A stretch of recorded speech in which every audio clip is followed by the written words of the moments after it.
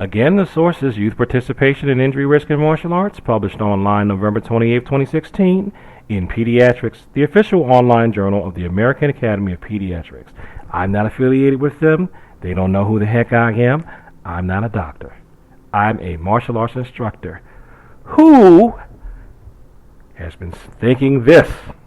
Traditional martial arts headgear may not protect from concussions. Traditional martial art headgear may not prevent concussions. Now, I can't take credit for thinking about this first, because it was actually Mr. Dorsey that was telling me this when I was in high school.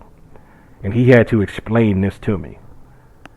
Because I was like, they got a head pad on, we can't kick? No. And he explained concussions. Let's read the graphic. There is also a lack of data suggesting that the use of padded or other protective headgear can prevent or reduce the consequences of martial arts-related concussions. Sports-related concussions are often the result of acceleration, deceleration, and rotational forces placed on the head and neck region. Although unproven, there is also the potential that protective headgear in other sports may actually confer a higher risk of concussion because of a potentially perceived false sense of security for participants, parents, and instructors.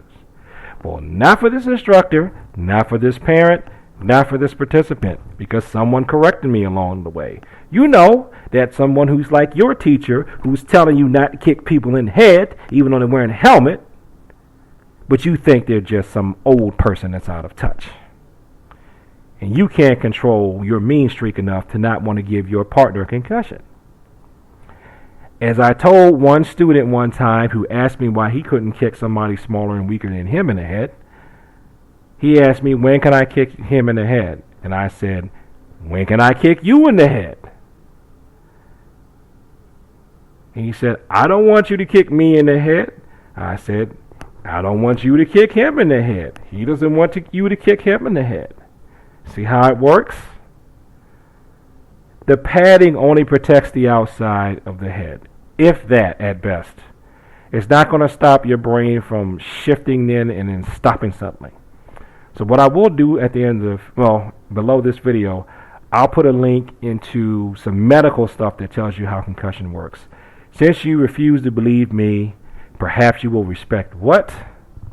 Science. And stop kicking each other in the head.